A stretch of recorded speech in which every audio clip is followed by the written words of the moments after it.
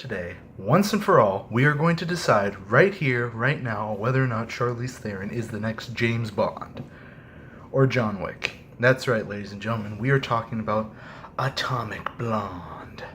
So, Atomic Blonde is the spy slash thriller movie starring Charlize Theron, directed by David Leitch, who will be directing the upcoming Deadpool sequel and was behind the first John Wick movie because he co-directed that one, I believe.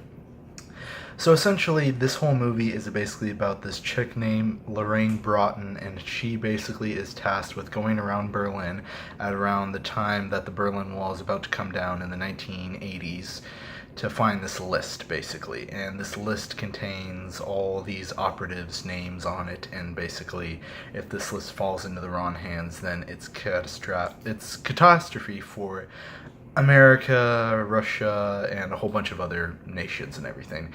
And that's basically the whole movie. Now, as far as the vibe that I was going for as far as the movie was concerned, I was going for like an intense action thrill ride. Did Atomic Blonde deliver as far as that is concerned? Well, yes and no. I mean, what I found surprising was that she's basically just in a room the whole time, and basically she's just explaining the events of everything that she did in Berlin at the exact time that she did it. And meanwhile, it cuts back and forth to the interrogation room where it's just like, oh yes, so you did this in Berlin. Oh, you did this. You met David Percival here, and you did this here. I see. And you made contact with the French operative where you had sex with her. Yes, you did that there.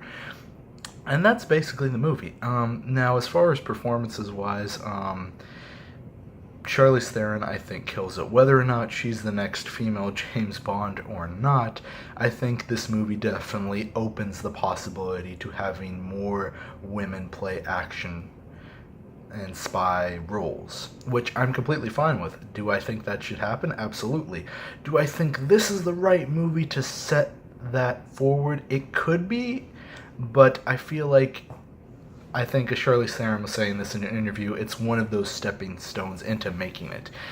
James McAvoy did well. I don't think that he was not bad in the role, but I don't think that he was the best in the role. It feels like you could have gotten anybody to really play his role. I mean, he, of course, with any role that James McAvoy plays, he adds, like a certain charm and everything, but I feel like his role could have been played by really anyone. I mean, you could have put, like, maybe someone like Chris O'Dowd or, some other well-known actor in there, and I don't think it would have made that big of a difference.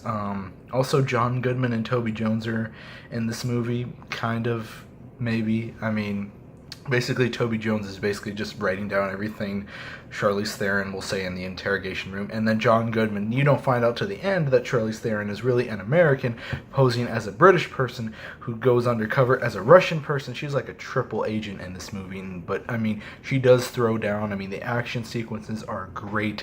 That's one of the things that I love about David Leitch, because he started his career as a stunt coordinator, so having that stunt background, he really does a good job of just bringing every stunt in this movie together perfectly, and that's the great thing about it. Now, as far as story-wise, it's kind of just all over the place and everything. I mean, the plot is kind of just, it follows the same path as like other spy movies. You got to get a list, you got to get a drive, you got to get something that if it's let out, it will expose and do this and that, and that causes mass hysteria. So, I mean, it follows along that path. But, I mean, as far as breaking new ground, if it breaks any new ground, is just the idea of just the woman as the protagonist of the spy movie, and then just taking her and putting her in these situations against these evil Russian men. Now, did it need to be in a 80s Berlin setting? It probably didn't, and it probably doesn't really make a difference whether or not it was in an 80s setting or a modern day setting, but I mean, the soundtrack really reflects the time of when the movie takes place, which I think is really great. I mean, absolutely amazing soundtrack, great soundtrack. But I mean, Charlize Theron did a great job. David Leitch did a great job. James McAvoy did great, but I thought his role could have really been played by anybody. I don't think you had to have James McAvoy play the role. Sophia Boutella, I think is how you say her name, who was in The Mummy and Kingsman and Star Trek Beyond, was also in this movie, who plays like a French operative. She did well in her scenes. I thought she was fine.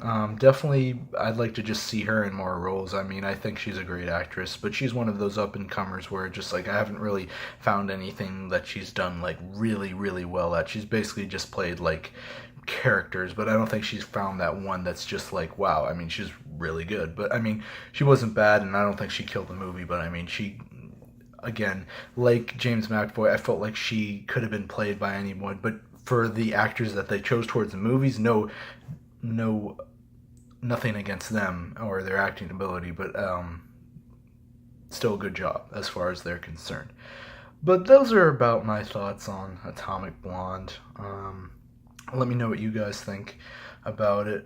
Whether or not you think this is the movie that's going to drive women into a female spy role like James Bond or even John Wick. I mean, I can see the comparison to the characters, but I don't think this is like I said before, the stepping stone that's going to get them there. It could be what gets their foot in the door, and it could be what gets people excited for more movies like this, but we'll see how it goes. But yeah, let me know what you guys thought of Atomic Blonde.